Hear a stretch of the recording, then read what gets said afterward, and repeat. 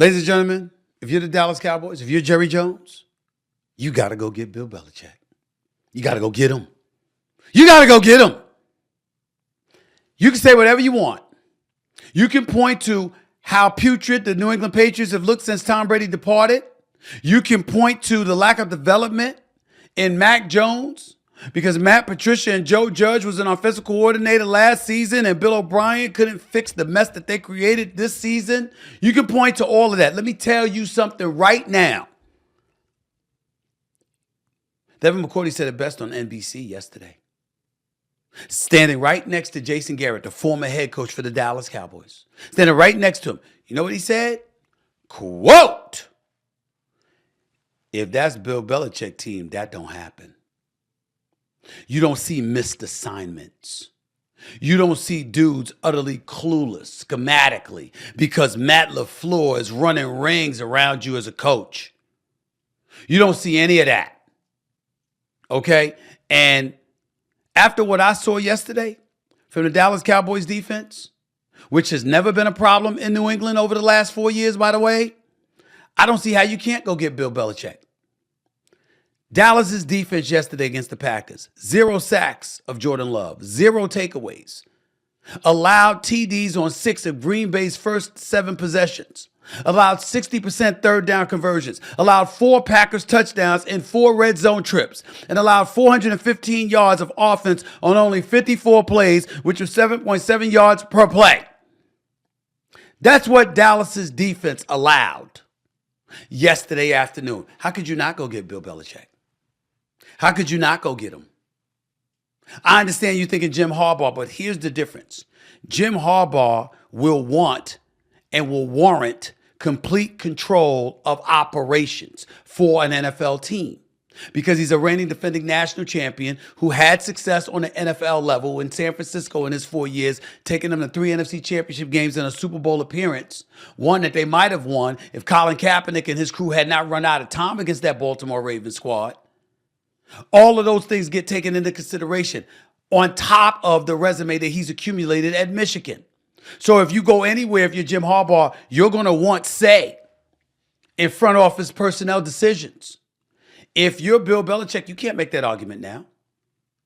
You had an opportunity to pick a team for a decade. You've been the GM. You've been running the organization. The buck stopped with you, and you produced 2 All-Pros in 10 to 12 years, a punter and a kicker. That's it. You don't have a leg to stand on if you're Bill Belichick. So guess what? You're going to go in Dallas. And then for those of you who might ask the question, how the hell are they going to coexist? Him and Jerry Jones. Shannon Sharp asked me about that today on First Take on ESPN. How are they going to coexist? You know Jerry couldn't coexist with Bill Parcells. Stephen A., what's he going to do? What's he going to do? What's he going to do? Well, wait a minute. I'm looking at the Dallas Cowboys roster. I don't see a problem with their roster. I see a problem with heart. I see a problem with a little bit of girth. You can't have small dudes at the linebacker and safety spots and expect to do some noise against the run. That's not going to happen. That's problematic. So what I'm saying is that, okay, for the most part, you take away that, Dallas's roster has been stacked.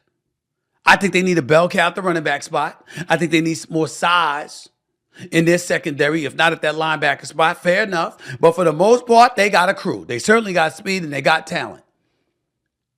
What they didn't have were coaches in Dan Quinn, your defensive coordinator, and head coach Mike McCarthy, who seemed to know what the hell they were doing yesterday afternoon.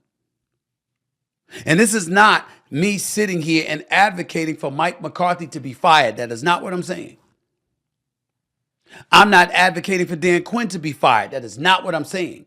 What I'm saying is there's a difference from being fired because you messed up and being replaced because we clearly have a better option. Bill Belichick is a 6-time champion. Bill Belichick knows a thing or two about winning. Bill Belichick was a defensive coordinator and a champion at that position before he became a head coach. So if I'm Bill Belichick, okay?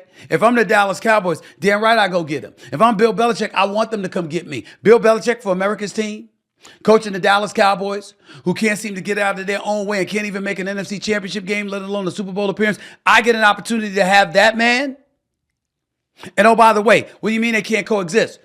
Bill Belichick hates to talk. Jerry Jones loves to talk. So if you're Bill Belichick, like, wait a minute now, he can do all the talking. He can do all the press conferences. I can go up on the podium or go up on stage talking to the media contingent, giving one word or one sentence answers.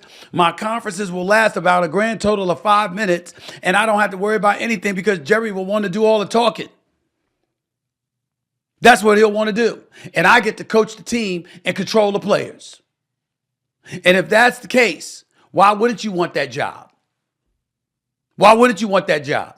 About getting rid of Dak Prescott, he was clearly panicked. Palms were sweaty. Backside was tight. He was in panic mode. Straight up shook. He looked worse than me throwing out the first pitch. It's bad. It's bad. But just a week ago, we were talking about him being the league MVP candidate. Just a week ago, we were talking about the kind of stuff this brother was doing and how sensational he was at doing it. I can't summarily dismiss Dak Prescott. He clearly has skills. And the fact that we didn't see him shine in that regard speaks volumes, and I get that part. I mean, based on all of those things you've heard me say about Dak Prescott, look, it wasn't impressive. There is no way around that. I can't apologize for him. I can't make any excuses. Dak Prescott, as I pointed out on many, many occasions, shows up. He's big time. September through December. And then all of a sudden when January comes around, he nosedives. Record in September, 14-10. Record in October, 17-8. Record in November, 19-12. Record in December, 21-8. That is Dak Prescott as the starting quarterback for the Dallas Cowboys. January, including the playoffs, brother like 4-8. I mean, it's just bad. I mean, what is there to say? Dak Prescott simply doesn't get it done. There's no other way around it. And I'm not even sure that's accurate. I got to double check that playoff record because I'm not sure. There must be a typo somewhere. 5-13 playoff record over the last 28 seasons for the Dallas Cowboys.